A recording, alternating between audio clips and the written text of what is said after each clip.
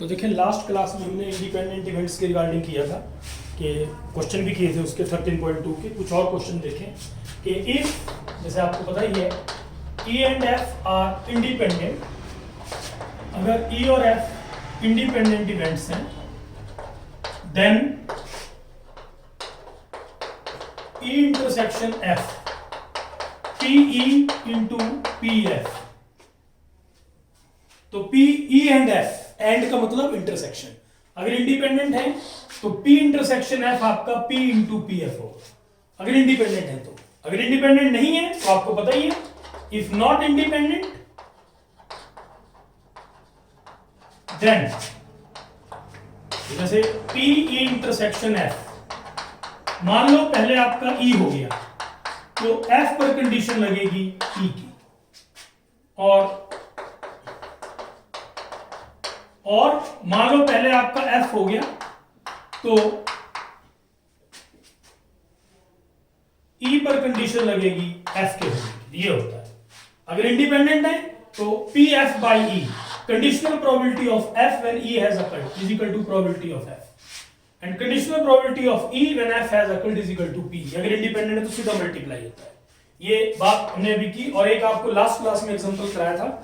Example क्या मतलब, result है आपकी बुक में दिया हुआ कि इफ ए एंड बी, जब लेक्चर के लास्ट में कराया था, if A and B are independent, A और बी अगर इंडिपेंडेंट है then probability that at least one of them occurs, उनमें से कम एक अकर करे, at least one of them occur, इसकी प्रोबेबिलिटी होगी 1 minus P A into P B complement. दोनों में से कम एक अकर करे। ए कॉम्प्लीमेंट का मतलब है ए ना करे, बी कॉम्प्लीमेंट मतलब बी ना करे।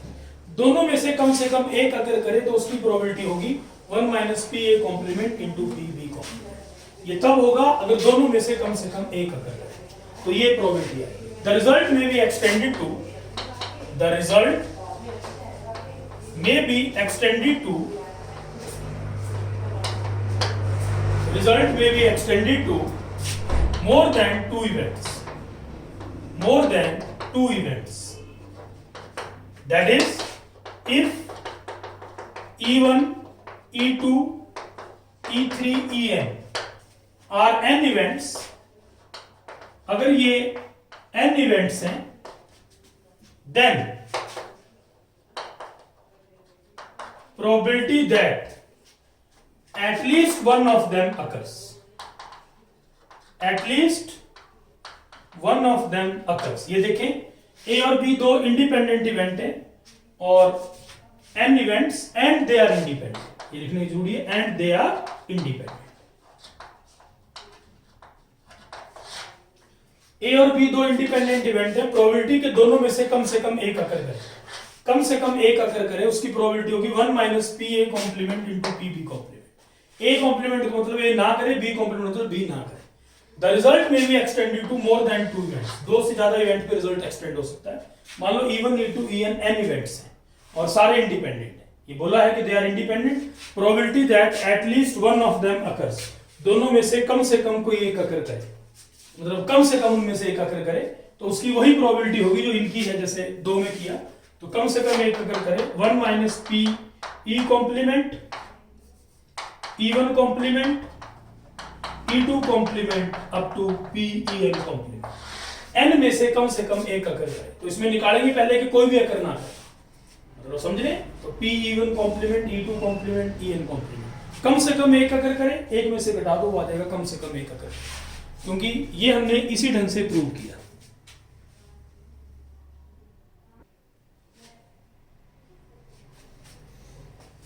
तो देखें अगर रिजल्ट आपका n इवेंट्स तक एक्सटेंड हो सकता है, E1 E2 En n events हैं, probability that at least one of them occur, उनमें से कम एक अकर करे, तो पहले निकाल लो कि E1 complement E2 complement En complement, और उसको एक में से घटा दो, उनको मल्टीप्लाई करके 1 में से घटा दो, वो आ जाएगा कम से कम एक अकर करे। क्योंकि दो के लिए तो आपके एनसीईआरटी में दिया है A and B are independent कि at least one of them occur, at least one of them occur, तो 1 minus P A complement P B complement, क्योंकि एटलीस्ट का मतलब यूनियन होता है, आपको पता है, एटलीस्ट स्टैंड फॉर यूनियन। तो जैसे पी ए यूनियन बी, वो आया at least one of them occurs, और इंडिपेंडेंट है तो वो ए इंटरसेक्शन भी पी इंटू पी बी हो जाएगा। तो पी बी की वैल्यू डाल के जैसे लास्ट क्लास में प्रूव किया था तो वो है। तो ये बन गया कि probability at least one of them occurs. This is very very important. अब इसका एप्लीकेशन आप देखिए, आपकी बुक में क्वेश्चन है वो मैं आपको बता देता हूँ। तो इसमें कोई ऐसी दिक्कत वाली बात नहीं है। रिजल्ट एक दो से ज्यादा इवेंट पे एक्सटेंड हो सकता है। तो मैं प्रॉपर्ली एनसीईआरटी की थ्योरी बहुत अच्छी दी हुई है, उसके एक लाइन पढ़े थ्योरी में, क्योंकि चीजें क्लियर होती हैं तो उससे आपका कंसेप्ट क्लियर होगा। अभी मैं प्रॉब्लम्स कराऊंगा आपको, problems maximum number of problems पिछली क्लास में भी कराई थी, अभी भी कराऊंगा। अब ज्यादा फोकस प्रॉब्लम पे रहेगा और लॉ ऑफ टोटल प्रोबेबिलिटी आपको करा दिया जाएगा आज। तो ये देखें आप, जैसे लास्ट में हमने किया था कि हम एक अकर करे तो ये है, and as we know P A union B is this. तो उससे आप ये मैनेज करके और ये आपका सॉल्यूशन है। So this is 1 minus P A complement P B complement. तो ये आपका वैल्यू आई, ये नोट करें आप। This is the required solution at least. The result may be extended to more than 2 events. अगर E one E2 En n independent events हैं, probability that at least one of them occurs 1 minus P E one complement E2 complement En complement. अब जैसे यहां पर एक question है, that is a very very important problem. A die is rolled thrice, find the probability of getting a odd number at least once. ये देखें, a die is rolled thrice, find probability of getting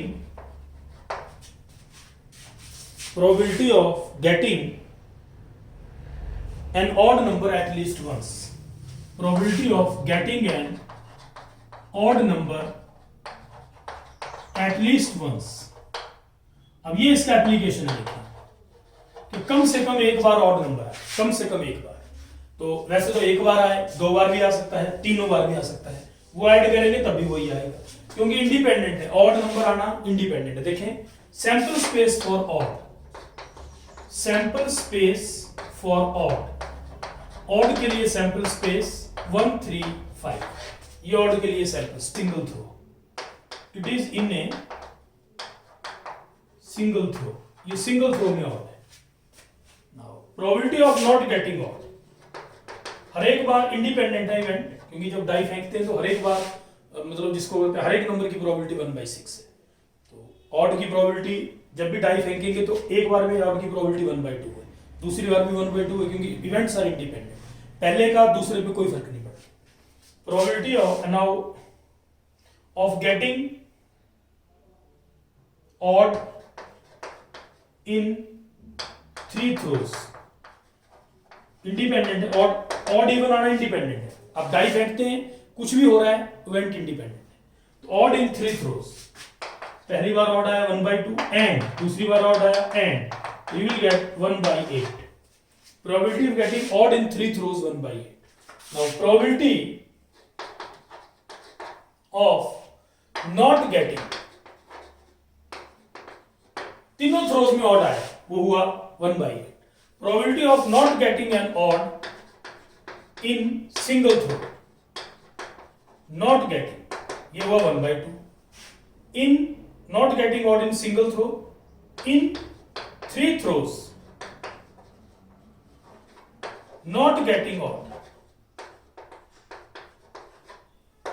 1/2 1/2 1/8। तो ये आपको अभी just बताया कि at least one of them occurs, 1 minus PA complement, PB complement, PC complement. Getting odd in single throw 1/2. Get in 3 throws not getting odd 1/2 1/2 1/2 1/8. Now probability of getting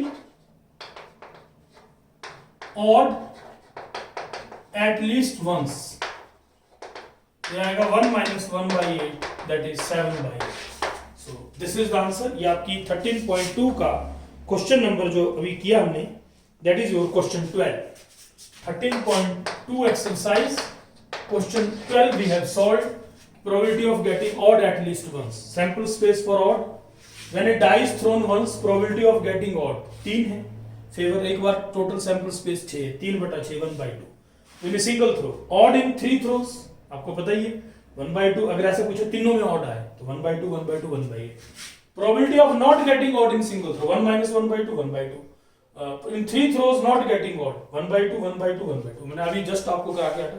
getting at least once 1 minus 1/2 1/2 1/2। पहली में नहीं हुआ, दूसरी में नहीं हुआ, तीसरी में नहीं हुआ, एटलीस्ट मुझे एक में से घटाना 7/8। दिस विल रिक्वायर्ड आंसर, ये आपका आंसर है 7/8। इसको आप समझ लें, इस manner you will proceed, not getting odd at least once. इस ढंग से आपने करना है, getting odd at least once. तो कोई ऐसी प्रॉब्लम वाली बात नहीं है, ऐसे आपने मैनेज करना है। और क्वेश्चन देखिए इंडिपेंडेंट इवेंट का, आपकी बुक के क्वेश्चन देखिए आप, और जैसे ये है 13.2 question 11 and that is your, इसका आप पार्ट देखें, सेकंड पार्ट।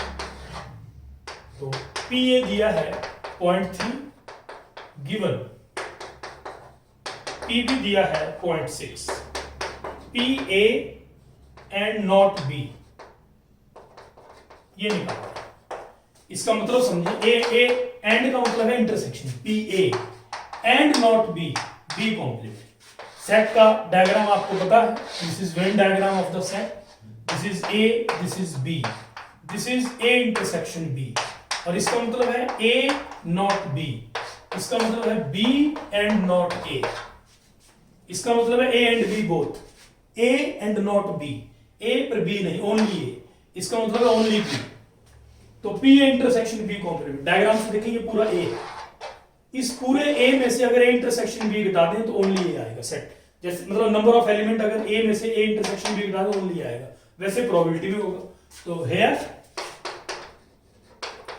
पी, बहुत अच्छा क्वेश्चन है ये, ए इंटरसेक्शन बी कॉम्प्लीमेंट। देखें आप, ए इंटरसेक्शन बी कॉम्प्लीमेंट जो होगा that will be P A का पूरा minus P A intersection B, और उसने ये बोला है कि ए एंड बी इंडिपेंडेंट है, ए एंड बी इंडिपेंडेंट है, तो आपको पता ही है if A and B are independent, P A intersection B is equal to P A into P B.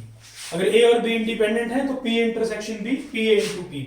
तो रिक्वायर्ड आंसर पी ए आपका 0.3 है, माइनस पी ए 0.3 इंटू 0.6, तो 0.3 माइनस 0.18, तो that comes out to be 0.30 minus 0.18, that is 0.12। तो P A intersection B complement आपका 0.12 आएगा, आप note करें, required answer is 0.12। P A 0.3 दिया था, पी बी 0.6 दिया था, P A and not B, A and B नहीं, तो ए इंटरसेक्शन बी कॉम्प्लीमेंट। ये देखिए only A, this is only A intersection B complement. पूरे ए में से पी ए इंटरसेक्शन बी घटा दो, अगर इंडिपेंडेंट है तो P A intersection B is P A into P B, वो कर दिया हमने 0.18, तो this is the required answer. तो ये 11th का सेकंड पार्ट 13.2 का, और इसका एक और पार्ट है वो भी देख लें आप। तो इंडिपेंडेंट इवेंट ढंग से कर लें, काफी इंपॉर्टेंट रिजल्ट है ये, इंडिपेंडेंट में मल्टीप्लाई हो जाता है, ये ध्यान रखें। एक इसका ये पार्ट है, एक और पार्ट देखें आप, 11th का fourth part, P neither A nor B, ना तो ए ना बी, और उसने बोला है कि ए और बी इंडिपेंडेंट, ये बात उसने पहले कही है कि A and B are independent. तो जब भी डाई आप फेंकते हैं या कॉइन आप फेंकते हैं तो हर एक बार आपको पता है हेड, कॉइन में हर एक बार हेड टेल की प्रोबेबिलिटी आप है। डाई में जब भी आप डाई को फेंक रहे हैं तो पहली बार आप फेंक रहे हैं, उस दूसरी बार फेंक रहे हैं, पहले से उसका कोई फर्क, पहले से उस पर कोई फर्क नहीं पड़ रहा कि पहली बार क्या है आपका। हर एक बार हर एक नंबर की प्रोबेबिलिटी 1/6 है। Occurring of one does not affect occurrence of other, तो इवेंट्स आपके इंडिपेंडेंट होते हैं। चीजों को क्लियर करो बिल्कुल आप। ये देखिए neither A nor B, neither A का मतलब A complement, neither A nor B, ना ए ना बी, एंड बी कॉम्प्लीमेंट। ये देखिए by De Morgan law it is A union B complement, De Morgan law के मुताबिक it is A union B complement, और complement का मतलब है 1 minus P A union B. Complement का मतलब है ना होना, 1 माइनस होना। अब 1 minus P A union B, आपको पता ही है P A plus P B minus P A intersection B. A और बी इंडिपेंडेंट है, since A and B are independent, A and B are independent, इसका मतलब है P A intersection B P A into P B.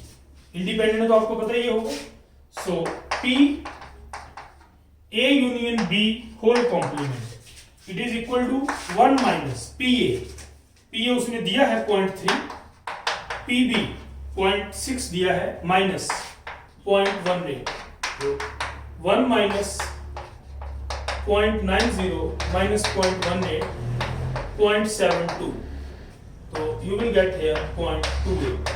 So this is the probability neither A nor B. तो इस type के question भी काफी important होते हैं। आप देखें neither A nor B, ना A ना B, neither A complement, and nor B, ना A हुआ ना B हुआ, and intersection B complement. By De Morgan law this is equal to PA union B complement, and that is equal to 1 minus PA union B, और PA union B आपको पता है PA plus PB minus P A intersection B, और उसने ये बोला है कि इवेंट्स इंडिपेंडेंट हैं, तो P A intersection B P A into P B 0.18, so this is the required answer, your answer is 0.28। तो नाइदर ए नॉर बी का आंसर भी आ गया आपका 0.28। इस ढंग से सोल्यूशन आप देखें, रिक्वायर्ड सोल्यूशन।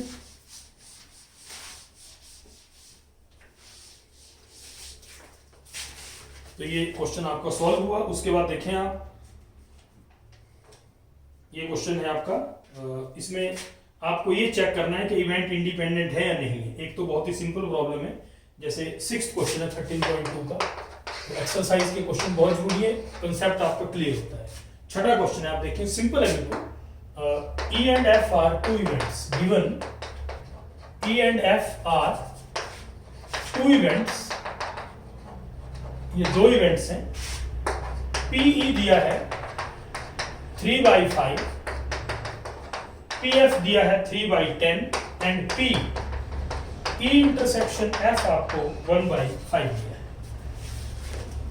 अब पूछ रहा है कि आपके इंडिपेंडेंट है इवेंट्स या नहीं, asking whether events are independent और नॉट। तो ये हम ध्यान दें, आप थोड़ा सा कंसंट्रेट करें। E and F are two events, तो whether E and F are independent और नॉट, तो आपको बताइए as we know that if events E and F are independent, अगर E और F इंडिपेंडेंट है then P E intersection F P E into P F। तो यहां देखिए here P intersection F 1/5 and P E into P F 3/5, 3/10, 9/50, ये number 1, ये number 2। From 1 and 2 P E intersection F is not equal to P E into P F, so events are not independent, so events are not independent, तो events आपके independent नहीं। तो यहां से ये चीज आ गई इंडिपेंडेंट है, ये देखने को आता है कि इंडिपेंडेंट है नहीं। एक आप लैंग्वेज प्रॉब्लम देख लो, बुक के क्वेश्चन में इंडिपेंडेंट इवेंट में लैंग्वेज प्रॉब्लम के क्वेश्चन कैसे करते हैं, वो भी आप देख लें थोड़ा सा।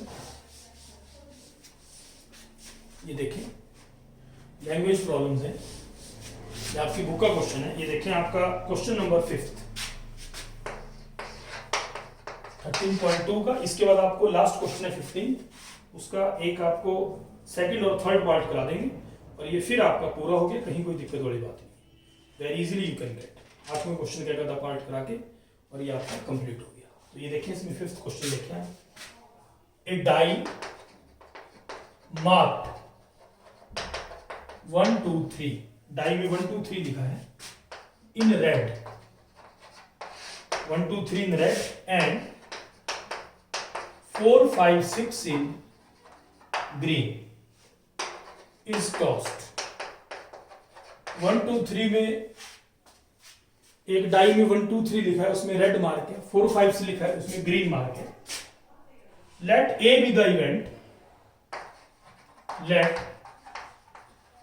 ए be event that number is even, number is even. B be event that number is red, B है कि नंबर रेड है। दो इवेंट उसने डिस्क्राइब किए कि नंबर इवन है और दूसरा लिखा कि नंबर इज रेड। अब वो पूछ रहा है are A and B independent और नॉट, इंडिपेंडेंट और नॉट। तो ये 13.2 का पांचवा क्वेश्चन है, ये देखें सोल्यूशन इसका। अब ये पूछ रहा है कि क्या ये इवेंट इंडिपेंडेंट है या नहीं। बाकी बुक आपके पास भी है, बुक साथ रखिए, बुक के क्वेश्चन करा रहा हूँ। पांचवा क्वेश्चन है 13.2। डाई में 1 2 3 लिखा है और वो रेड है, 4 5 लिखा है वो ग्रीन, उसको टॉस किया गया। ए इवेंट है कि नंबर इवन है, बी है कि नंबर रेड है। आपको बताना है ए और बी इंडिपेंडेंट है नहीं। ए का sample space number is even 2 4 6। B है कि नंबर इज रेड, तो रेड में जो रेड है उसमें 1 2 3 लिखा है। Die mark with 1 2 3 in red, तो इसमें करो 1 2 3। अब ध्यान दें कैसे हाउ यू डिड। एक डाई में 1 2 3 मार्क है, उसमें रेड है, और 4 5 6 है वो ग्रीन है। तो रेड का सैंपल इवन, ए हुआ नंबर इज इवन, इवन का सैंपल स्पेस आपको पता है 2 4 6। रेड का रेड में 1 2 3 है तो 1 2 3 आ गया। अब ए इंटरसेक्शन बी में निकालें, ए इंटरसेक्शन बी 2। अब P ऑफ A, जब आप डाई फेंकते हैं तो 1 से 6 तक कुछ भी आ सकता है, हर एक नंबर की प्रोबेबिलिटी 1/6 हर एक नंबर की। तो P ऑफ A को फेवर कर रहे हैं 3। जब डाई आपने एक बार फेंकी गेटिंग ए इवन, इवन में 2 4 6 है तो इवन। अब आप देखें PA into PB, PA into PB that is 1/4 and PA intersection B, A intersection B में 1 नहीं है तो ये होगा 1/6। So here PA intersection B is not equal to PA into PB. So events are not independent. Events are not independent. Events independent है, ये prove हो गया। देखिए आप ध्यान दें, PA 3/6, PB 3/6, PA into PB 1/4, intersection B 2 है तो A इंटरसेक्शन B की probability 1/6, PA into PB is not equal to PA intersection B, so events are not independent, तो इंडिपेंडेंट नहीं है। तो ये प्रूव हो गया कि इवेंट्स आपके इंडिपेंडेंट नहीं, तो we can't say that events are independent. तो इस ढंग से सॉल्यूशन है, देखें आप नोट करें ये सॉल्यूशन। उसके बाद आप एक और देखें, ये क्वेश्चन भी बहुत अच्छा है, इसमें भी देखना है कि इंडिपेंडेंट है नहीं। 15 क्वेश्चन है 13.2 का, इसका ये सेकंड पार्ट ले रहा हूं। सेकंड पार्ट है ई, मतलब पहले तो क्वेश्चन है कि one card is drawn from well shuffled pack of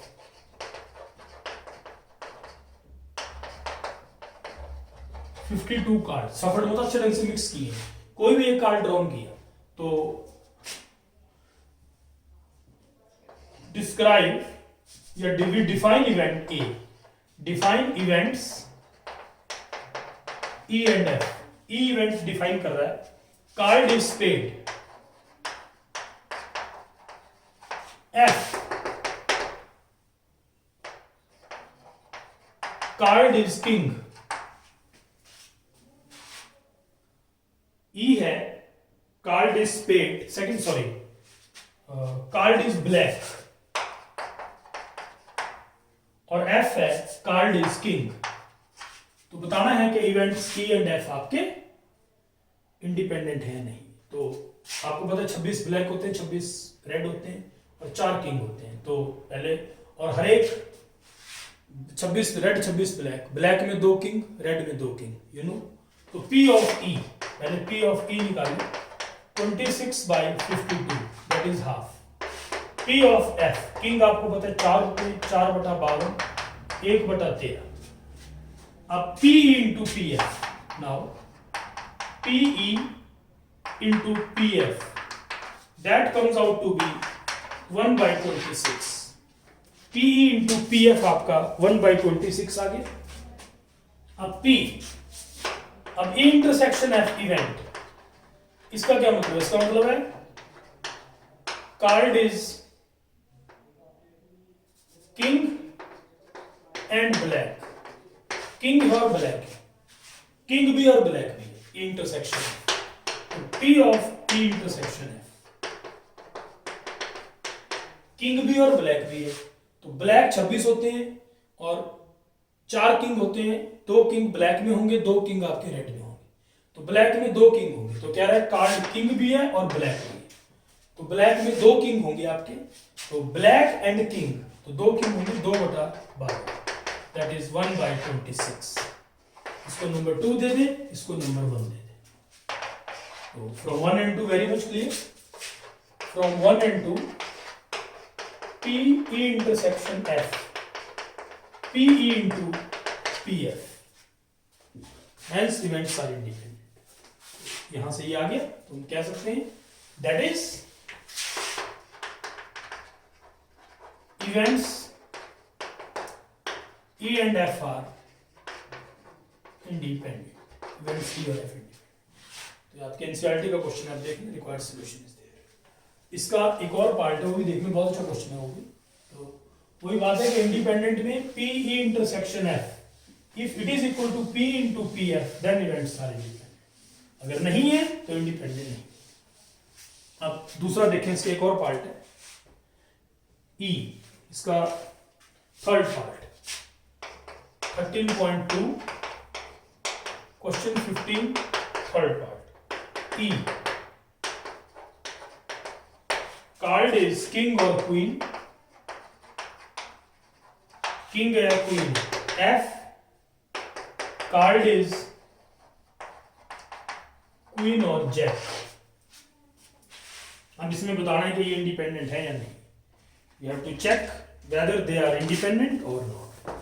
तो इसमें ध्यान दें थोड़ा सा। E इवेंट है किंग और क्वीन, और F है क्वीन और जैक।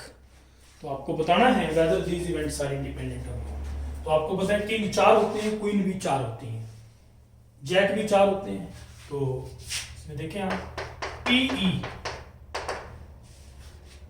किंग और क्वीन, तो PE होगा K यूनियन Q। K मान लिया, K is event where K is event that card is king and Q is event that card is queen। तो K यूनियन U, ये आपको पता है क्या होता है, A union B, PQ minus P K intersection Q।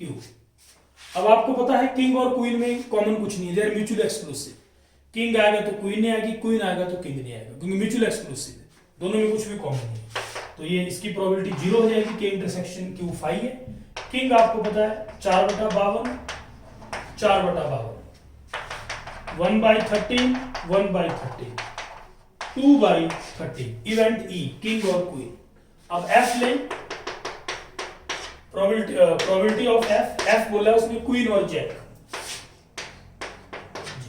Q तो इसमें लिखो वेयर J का है event, J is event that card is jack. J मानना कि कार्ड आपका जैक है, क्वीन और jack. F is the event queen और जैक, तो Q यूनियन J। अब आपको पता है P of Q union J, PQ plus PJ Q intersection J। PQ queen, 4 queen है, 4 जैक है, क्वीन एंड जैक। क्वीन और जैक में कुछ भी कॉमन नहीं है, क्वीन आएगी तो जैक नहीं आएगा, जैक आएगा तो क्वीन नहीं आएगी। 4 क्वीन है, 4 जैक है, दोनों में कुछ भी कॉमन नहीं है, तो प्रोबेबिलिटी 0 हो जाएगी क्वीन एंड जैक की। तो ये भी 2/13। ये देखिए आप, अब PF भी आ गया, PE भी आ गया, तो ये आप नंबर इसको 2 दे दे और PE को नंबर 1। ये मतलब क्वीन और जैक मतलब PF आया ये। This is basically P of F। P of F आया ये। अब आप देखें PE इंटू PF, अब आप निकालेंगे now PE into PF 2/13, 2/13, 4/169 P into PF। अब E इंटरसेक्शन F में क्या होगा देखिए, P E intersection F, intersection F करें, E था किंग और क्वीन और F था क्वीन और जैक। तो दिखती बात है दोनों में कॉमन क्वीन है, इसका हुआ card drawn is queen, card drawn is queen. So that is queen का आपको पता ही है, क्वीन 4 है, 4/52 1/30। आप ध्यान दें 1/30, तो इसको आप नंबरिंग कर सकते हैं अगर नंबर करना चाहें। You assign it number 3, you assign it number 4। तो from 3 and 4 you can say PE intersection F is not equal to PE into PF. So events are not independent. तो यहाँ आप कह सकते हैं events E and F are not independent.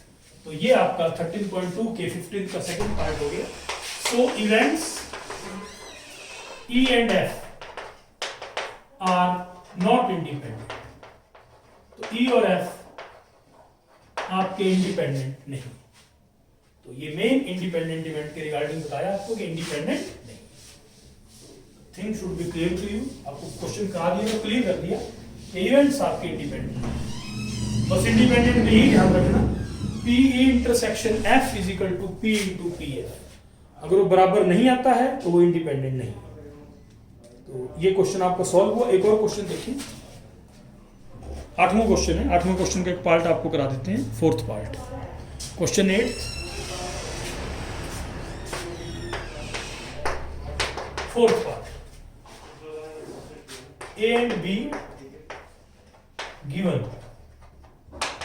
2 events PA 1/4, PB half। Sorry, इसमें अलग है 0.3 और PB आपका 0.4 है। 8वें का 4th है, 9th लिखिए, 8वें का 4th है। PA 0.3, PB 0.4। 8वें का 4th पार्ट है, आपको निकालना है PB by A। You have to find PB by A। 8th question का 4th part. Conditional probability of B when A has a five. आपको पता है PB by A, फॉर्मूला आपको बताया मैंने, A intersection B upon PA। नीचे ये आता है, जो नीचे होता है वो आता है नीचे PA। तो और इंडिपेंडेंट उसने बोला है given A and B are 2 events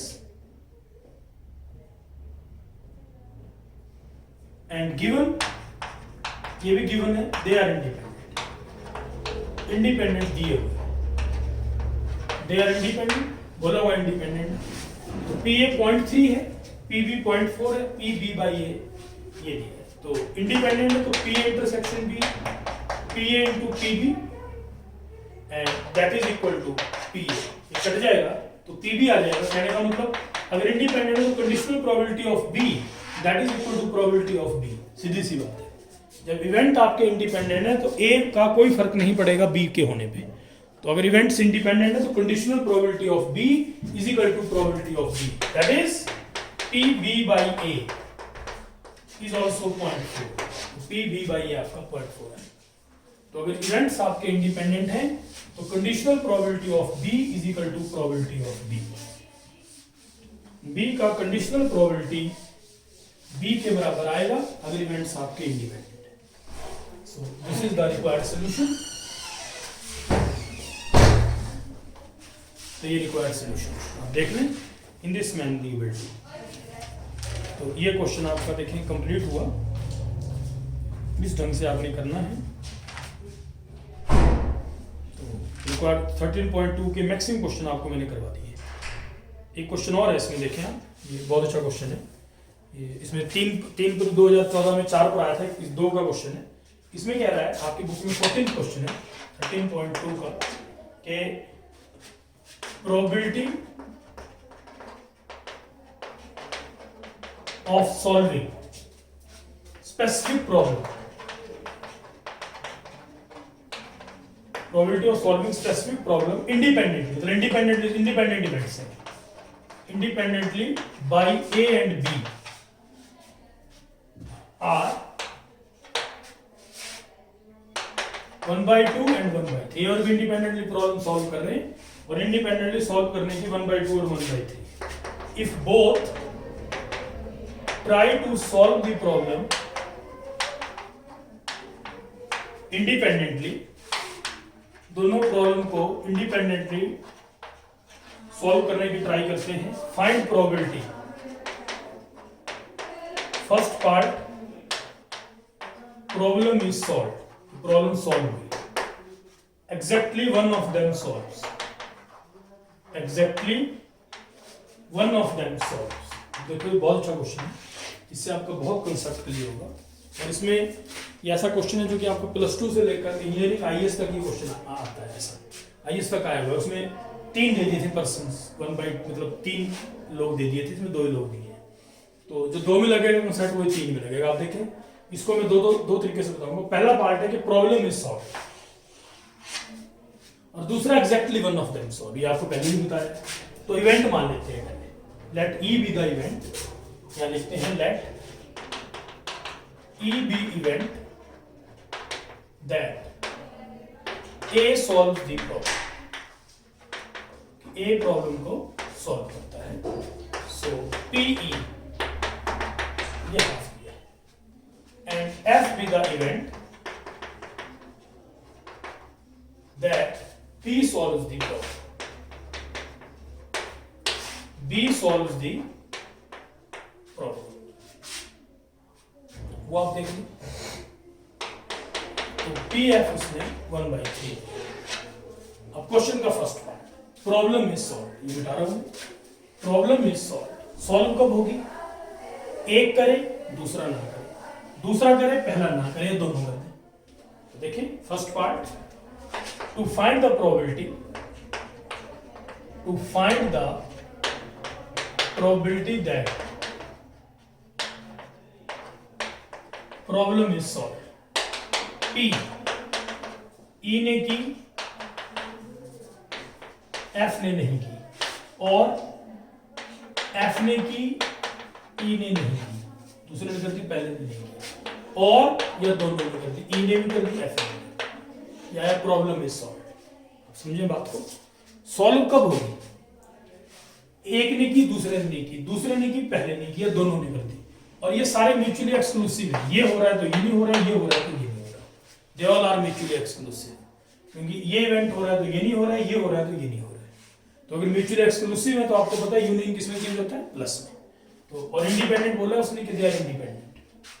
तो P intersection F complement plus P F P E complement plus P E into P F. और उसने बोला है कि they solve the problem independent. A and B independent है, तो अभी थोड़ी देर पहले रिजल्ट प्रूव किया था कि अगर ए और बी इंडिपेंडेंट, ई और एफ इंडिपेंडेंट है, तो ई और आपकी बुक में था रिजल्ट, लास्ट क्लास में किया था, तो ई और एफ डैश में इंडिपेंडेंट होंगे, एफ और ई डैश में इंडिपेंडेंट होंगे। ये आपको ऑलरेडी प्रूव कर चुका हूं। अगर ई और एफ इंडिपेंडेंट है, ई और एफ इंडिपेंडेंट है, तो E and F dash are also independent. तो P E intersection F complement हो जाएगा P E into P F complement, क्योंकि अगर इंडिपेंडेंट है तो इंटरसेक्शन मल्टीप्लाई में चेंज होता है। ये ऑलरेडी आप प्रूव कर चुके हैं, मैंने आपको करा भी दिया कि अगर ई और एफ इंडिपेंडेंट है तो ई और एफ डैश भी इंडिपेंडेंट होंगे, एफ और ई डैश भी इंडिपेंडेंट होंगे। तो P E intersection F complement क्या हो जाएगा? P into P F complement. ये P F P E complement plus P E P F. A के solve, A solve the problem, इसकी प्रोबेबिलिटी 1/2 है, तो 1/2।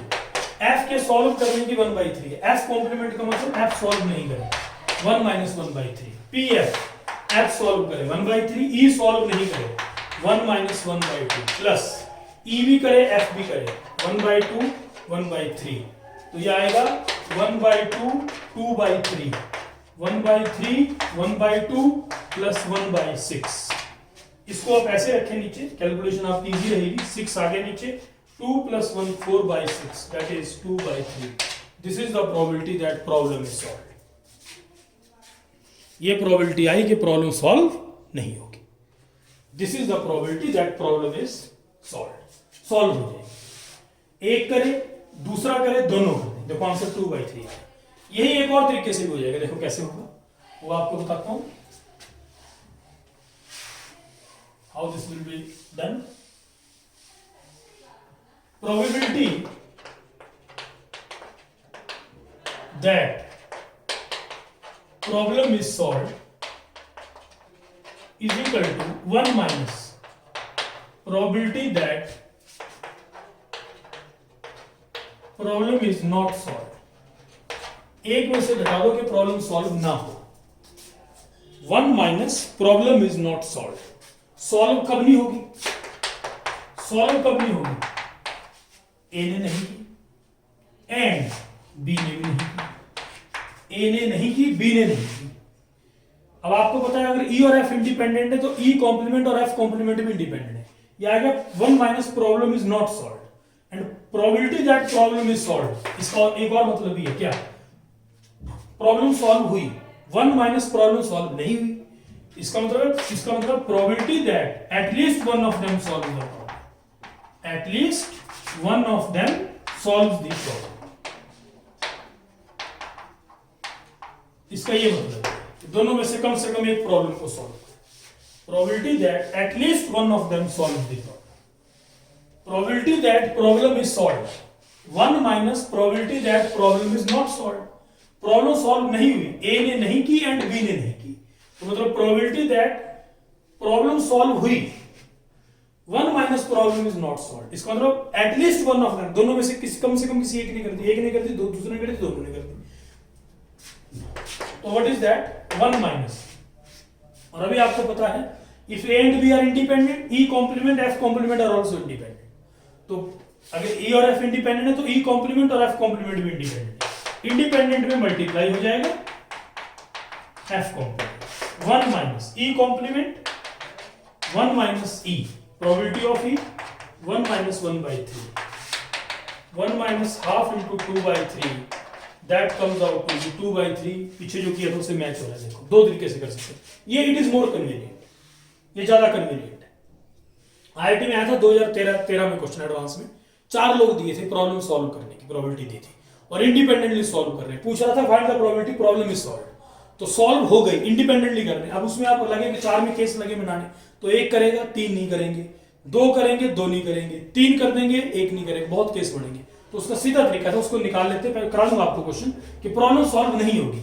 अगर सॉल्व करना इंडिपेंडेंट है तो सॉल्व नहीं करना भी इंडिपेंडेंट है। सॉल्व कब नहीं होगी? जब ना 1 करेगा, ना दूसरा करेगा, ना तीसरा करेगा, ना चौथा करेगा। सॉल्व नहीं हुई वो निकाल लो। 1 minus problem is not solve, it means problem is solve. या उसको दूसरे तरीके से बोल सकते हैं at least one of them solve the problem. बिल्कुल ध्यान है, लास्ट क्लास में भी कराया मैंने आपको, लास्ट ईयर भी कराई ये कांसेप्ट। तो इसका मतलब probability that at least one of them solves, problem is solve, 1 minus problem is not solve, problem is solve. इसका मतलब है probability at least one of them solve the problem. 2 में तो इजीली हो गया। अब 4 में आया था 2013 एडवांस में, तो उसमें 4 दिए थे, 4 लोग थे, तो उसमें निकालना था सॉल्व नहीं होगी। सॉल्व कब नहीं होगी? जब 1 भी नहीं करेगा, दूसरा भी नहीं करेगा, तीसरा भी नहीं करेगा, चौथा भी नहीं करेगा। अगर करना इंडिपेंडेंट है तो ना करना भी इंडिपेंडेंट है। उसको 1 में से घटा दो, आ जाएगा at least one of them solve the problem. तो वो क्वेश्चन भी ऐसे होना था। तो देखिए this is answer, the required answer is 2/3। So this completes the solution. उसके बाद इसका अगला पार्ट है exactly one of them solve. ये तो आपको पहले भी कराया मैंने, ये पूरी कराई है। Probability that exactly one of them solves, उनमें से exactly one of them solves क्या होगा? पी ई करे एफ ना करे और एफ करे ई ना करे, exactly one of them solve. अब आपको पता है, it is very much clear, अगर ये हो रहा है तो ये नहीं हो रहा है, ये हो रहा है तो ये नहीं हो रहा है, मतलब दोनों म्यूचुअल एक्सक्लूसिव। म्यूचुअल एक्सक्लूसिव है तो यूनियन प्लस में चेंज हो जाएगा, E intersection F complement plus F intersection E complement. अगर म्यूचुअली एक्सक्लूसिव है तो यूनियन प्लस में चेंज होगा। और ये चीज आपको क्लियरली बताई है मैंने, exactly one of them solve. अब आप ये देखें, इसमें ये आपको डायग्राम से देख लें, मुझे पता भी होना चाहिए आपको, कई बार मैं बता चुका हूं। ये देखिए, ये ई है, ये एफ है, इसका मतलब है ई इंटरसेक्शन एफ कॉम्प्लीमेंट, इसका मतलब है एफ इंटरसेक्शन ई कॉम्प्लीमेंट। तो ये कितना आएगा? ओनली ई, ये आएगा P E minus P E intersection F. तो इंटरसेक्शन एफ कॉम्प्लीमेंट आएगा P E minus P E intersection F, F intersection E complement. करना इंडिपेंडेंट तो ना करना भी independent, F intersection E complement plus में चेंज हो जाएगा। तो और इसमें आएगा पी एफ, देखिए एफ पूरा, एफ में से वो कम हो जाएगा, पी ई इंटरसेक्शन एफ। अब आप देखें P E plus P F -2 PE intersection F। अब आप देखें, अब उसने बोला ये हुआ exactly one of them occurs. अब मैं बार बार नहीं बताऊंगा, पहले मैं बताऊं, इसका रिजल्ट याद रखो। Probability that exactly one of them events occurs, PE plus PF minus 2 P intersection F। Direct result याद रखो, प्रूफ मैंने करा दिया। एक हुआ दूसरा नहीं हुआ, और दूसरा हुआ पहला नहीं हुआ, दोनों म्यूचुअल एक्सक्लूसिव है, क्योंकि ये हो रहा है तो ये नहीं हो रहा, ये हो रहा है तो ये नहीं हो रहा। अगर म्यूचुअल एक्सक्लूसिव है तो it will be converted into plus, तो यूनियन प्लस में चेंज हो गया। इसका मतलब आपको पता ही है, पूरे E में से इंटरसेक्शन F घटा दो, F में से इंटरसेक्शन F घटा दो, ये आ गया। और इसने इंडिपेंडेंट बोला है, सॉल्व द प्रॉब्लम इंडिपेंडेंट है, तो इंडिपेंडेंट में PE इंटरसेक्शन F किसके बराबर हो जाएगा, ये हो जाएगा PE इंटू PF। उसके बाद देखिए PE 1/2 1/3 माइनस 2 1/2 1/3, ये देखें 1/2 प्लस 1/3, क्योंकि 2P इंटरसेक्शन है 1/2 इंटू 1/3, तो 2 से 2 कट गया, 1/2 plus minus 1/3, it comes out to be 1/2। ये आ गया probability that exactly one of them solves. तो 2 के केस में इजी है, 3 होगा तो थोड़ा सा लेंथी हो जाएगा उसमें। तो ये प्रोबेबिलिटी आई कि exactly one of them solves. This is the probability that exactly one of them solve the problem. दोनों में से एग्जैक्टली एक प्रॉब्लम को सॉल्व करें, this is the required probability. ये उस चीज की probability that exactly one of them solves, this is the required solution.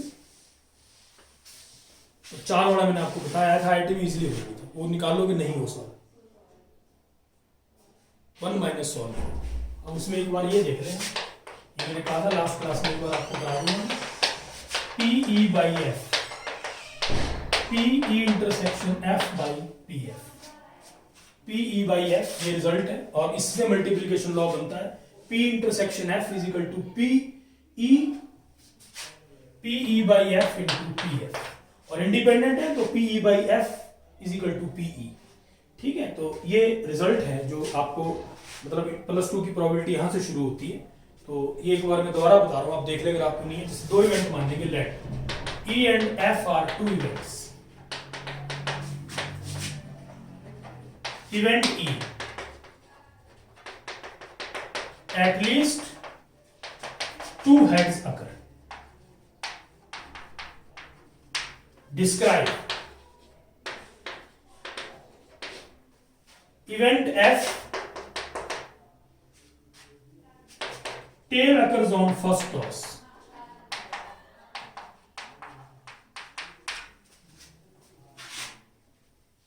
E and F 2 events. If coin is E and F 2 events, और शुरू में लिख लें, if a coin is tossed 3 times, ये लिखना होगा, तो E और F किससे एसोसिएटेड है। अगर कॉइन को 3 बार फेंका जाए तो E और F 2 इवेंट माने, इस event E at least 2 heads appear. आपकी बुक में ये एग्जांपल से समझाया है, मैं एक बार दोबारा बता रहा हूं, F है कि tail occurs on first toss. तो प्रूफ आपको बता रहा हूं, कॉइन को 3 बार फेंका गया, कॉइन को 3 बार फेंका, let E and F are 2 events associated with this, E at least 2 heads appear, F tail occurs on first toss. If a coin is tossed 3 times, अगर कॉइन को 3 बार फेंका जाए, सैंपल स्पेस 3 बार अगर फेंकते हैं तो उसका सैंपल स्पेस देखें आप,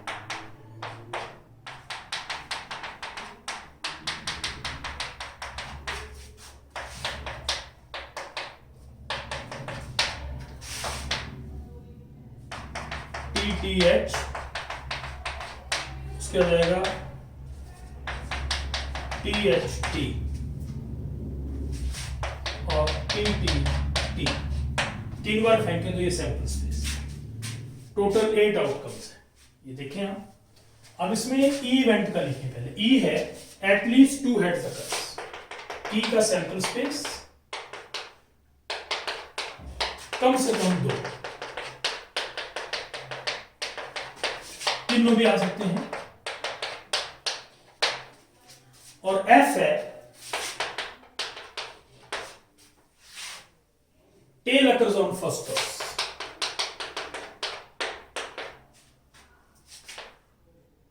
T H T T T H, 4 हो इसके, आप देखिए ध्यान दें थोड़ा सा।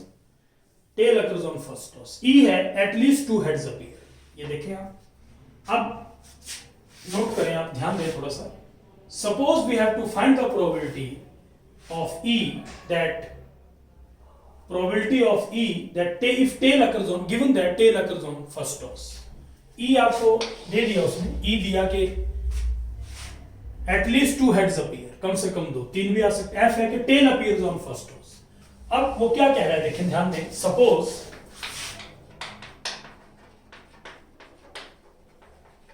We have to find probability of E if tail occurs on first toss। इसको नाम देंगे, एक स्पेसिफिक नेम बन गया इसका।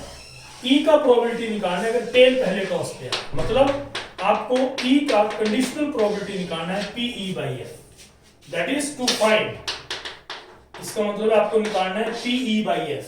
We have to find probability of E।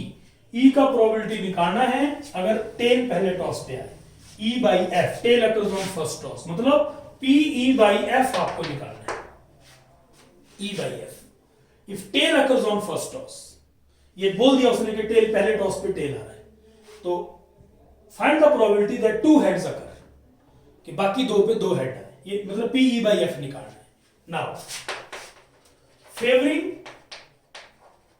Case for this, इसके लिए फेवरिंग केस क्या होगा कि पहले ये आपको ये गिवन है कि पहले टॉस पे टेल आ रहा है और E का प्रोबेबिलिटी निकालना है, तो मतलब बाकी 2 पे क्या आएगा, हेड है, तो ये इसको फेवर करेगा, THH। जो फेवरिंग केस आएगा वो आएगा THH। प्रोबेबिलिटी ऑफ E मतलब हेड अकर्स ऑन 2 टॉसेस, पर ये बोल दिया कि पहले टॉस पे टेल आ रहा है, ये गिवन हो गया कि पहले टॉस पे टेल है, तो मतलब इसके लिए फेवरिंग केस हुआ THH, एक ही केस किया फेवर। अब आप देखें इसकी प्रोबेबिलिटी आपने निकालनी है PE/F। तो यहां से आप एक चीज नोट करें, जो उसने बात बोली कि E का प्रोबेबिलिटी निकालो अगर पहले टॉस पे टेल आया, तो उसने हमारा सैंपल स्पेस रिड्यूस कर दिया। पहले सैंपल स्पेस 8 था, अब सैंपल स्पेस रिड्यूस हो गया। उसने बोला कि F आपका इवेंट हो लिया, F हो लिया तो E की प्रोबेबिलिटी निकालनी होगी, कंडीशनल प्रोबेबिलिटी ऑफ E बना एंड F हैज अकर्ड, तो F आपका हो चुका है। तो अब इसमें फेवर जो किया वो एक ही किया, दैट इज 1, और नीचे जो आएगा वो आएगा टोटल सैंपल स्पेस रिड्यूस हो गया। पहले तो सैंपल स्पेस आना था पूरे का, अब सिर्फ आएगा F का सैंपल स्पेस, क्योंकि F हो चुका है। उसने बोला F हैज अकर्ड, F हो चुका है, पहले टॉस पे टेल आ चुका है, तो प्रोबेबिलिटी निकालनी बाकी 2 पे हेड आए, तो मतलब F आपका हो लिया। इसका मतलब F हो लिया तो टोटल, और फेवरिंग केस एक ही किया इसको THH, तो F हो लिया तो F के टोटल केसेस कितने, 4, तो रिक्वायर्ड प्रोबेबिलिटी इज 1/4। अब इसको किस और तरीके से लिख सकते हैं, देखें आप, THH अगर आप ध्यान दें थोड़ा सा, THH that is common to E and F, E और F में कॉमन है ये THH that is common event of E and F, E और F का कॉमन है, तो इसको लिख सकते हैं number of elements common to E and F upon number of elements in F के टोटल एलिमेंट्स। तो F के टोटल एलिमेंट 4 है आपके सामने ही, F के टोटल 4 है। अब इसको आप टोटल सैंपल स्पेस से डिवाइड करें, you divide it by total sample space, तो इसका क्या मतलब हो गया, इसका मतलब है probability of E intersection F, और इसका मतलब हो गया प्रोबेबिलिटी ऑफ F। ये आपकी बुक में डेरिवेशन दी है, एग्जांपल से उसने समझाया है, मैंने आपको एक बार एक्सप्लेन कर दिया दोबारा ताकि आपको दिक्कत ना आए। तो यहां से प्रूव हो गया that is PE/F, PE/F prove हुआ, PE intersection F by PF, this is the proof of the required result, this is the proof. Note करें, मतलब हमने E का प्रोबेबिलिटी निकालना है, टेल अगर पहले टॉस पे आ जाए तो बाकी 2 पे हेड आए, तो फेवरिंग केस हुआ THH, और it is common to E and F, तो number of elements common to E and F, और सैंपल स्पेस हमारा रिड्यूस हो गया क्योंकि F हो चुका, तो नीचे आएगा total of N of F आएगा सैंपल स्पेस की जगह, ऊपर नीचे सैंपल स्पेस से डिवाइड कर दिया, तो P intersection F by PF, this completes the proof. तो ये जो आपका प्रूफ था ये मैंने आपको करा दिया, मल्टीप्लिकेशन लॉ पहले करा दिया है, और वो चीज आपको पहले क्लियर की हुई है कि अगर इंडिपेंडेंट है तो दोनों E एंड F मल्टीप्लाई। तो नेक्स्ट क्लास में थोड़े से आईटी के क्वेश्चंस करेंगे, और मतलब ऐसे क्वेश्चन भी करेंगे जिसमें कोई मतलब आपका इंडिपेंडेंट का कंसेप्ट नहीं है, सिंपल प्रॉब्लम है जो आया हुआ है क्वेश्चन 2010 में कराऊंगा।